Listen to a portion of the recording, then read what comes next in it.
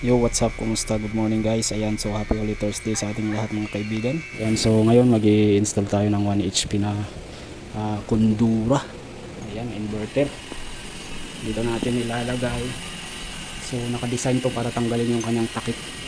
Pero hindi na natin siya tatanggalin para maganda tignan. Butasin lang natin siya na kasya yung aircon.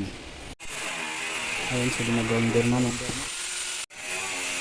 Ayan, so after po natin malagyan ng maliit na butas, ayan, so sukatin ulit natin at kuhanan natin ang pinakatamang level ang ating aircon ng naayon sa gravitational pull ng ating universal gravity gamit ang ating mahiwagang level bar.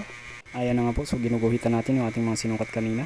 So dahil nakuha na natin yung pinakapantay na level, ayan, so simulan na natin grinderin. Ayan na nga po, ako na mismo ang nagmikos-mikos dito sa lugar na to para atin yung mapantay talaga ang ating pagkahiwa at hindi siya magkaroon ng mga tabi-tabi at mga giring-giring. Ayan, so ating pantayin at hiwain at atin ang putulin ito para matanggal na natin at ilabas na ang ating balaking butas. So nakabit na natin yung kanyang chassis. Ayan, so ngayon i-fix na lang natin itong kanyang main chassis, no, para may salpak na natin yung ka-ECU mismo. Ayan, so bilis-bilisan na natin itong itali ng cable tie mga kaibigan. Ayan,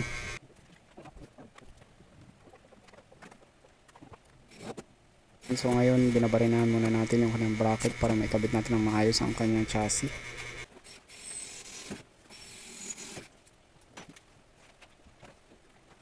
Ayan, so nailagay na natin yung unit, no. So ngayon tatakpan na lang natin yung cover at saka lalagyan ng mga tape. Ayan, so fast forward lang natin yung video para mabilis tayong matapos sa pag-video natin kasi sayang ang space ng ating cellphone at baka tayo naman ay ma-full memory at wala na tayong magamit sa next time nating mga coverage. So ikabit na lang natin tong kanyang filter, no, so para matesting na rin natin maya maya. Ayan, so ngayon nagti-terminate na tayo ng mga connections dito sa circuit breaker papunta sa ating outlet. Ayan, so para matapos na natin to at makauwi tayo ng maaga ngayon dahil holiday pa naman ngayon, dapat tayo ay nagpapahinga na, no.